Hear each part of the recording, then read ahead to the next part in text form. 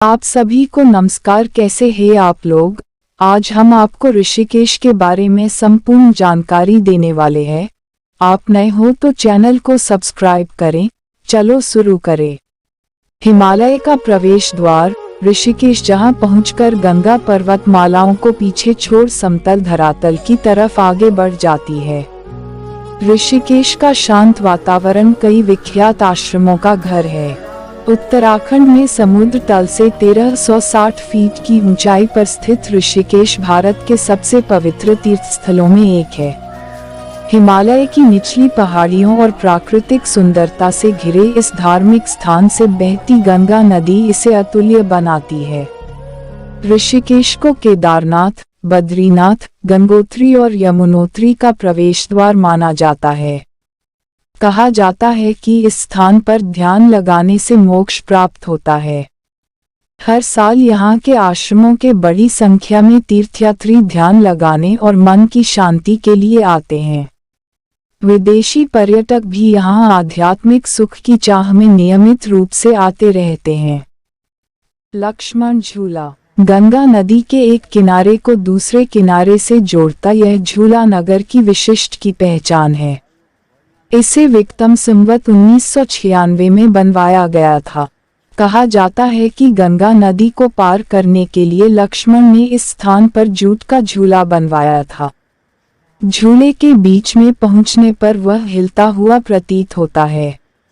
450 feet लंबे इस झूले के समीप ही लक्ष्मण और रघुनाथ मंदिर हैं। झूले पर खड़े होकर आसपास के खूबसूरत नज़ारों का आनंद लिया जा सकता है। लक्ष्मण झूला के समान राम झूला भी नजदीक ही स्थित है। यह झूला शिवानंद और स्वर्ग आश्रम के बीच बना है, इसलिए इसे शिवानंद झूला के नाम से भी जाना जाता है। ऋषिकेश में गंगा जी के किनारे की रेत बड़ी ही नरम और मुलायम है।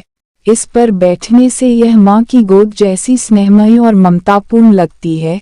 यहाँ बैठकर दर्शन करने मात्र से हृदय में असीम शांति और रामत्व का उदय होने लगता है। त्रिवेणी घाट ऋषिकेश में स्नान करने का यह प्रमुख घाट है, जहाँ प्रातः काल में अनेक श्रद्धालु पवित्र गंगा नदी में डुबकी लगाते हैं। कहा जाता है कि इस स्थान पर हिंदू धर्म की 3 प्रमुख नदियों गंगा, यमुना और सरस्वती का संगम होता है। इसी स्थान से गंगा नदी दाईं ओर मुड़ जाती है। गोधूली वेला में यहाँ की नियमित पवित्र आरती का दृश्य अत्यंत आकर्षक होता है। शाम को त्रिवेणी घाट पर आरती का दृश्य एक अलग आकर्षक एवं असीम शांतिदायक होता है। स्वर्ग आश्रम स्वामी विशुद्धानंद द्वारा स्थापित यह आश्रम ऋषिकेश का सबसे प्राचीन आश्रम है। स्वामी जी को काली कमली वाले नाम से भी जाना जाता था। इस स्थान पर बहुत से सुंदर मंदिर बने हुए हैं। यहाँ खाने पीने के अनेक रेस्तरां हैं, जहाँ केवल शाकाहारी भोजन ही परोसा जाता है।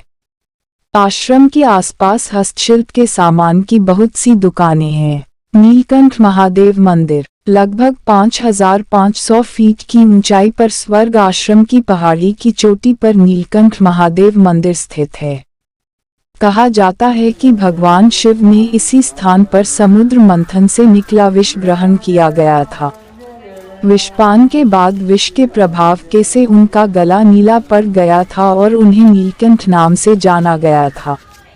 मंदिर परिसर में पानी का एक झरना है, जहां भक्तगण मंदिर के दर्शन करने से पहले स्नान करते हैं।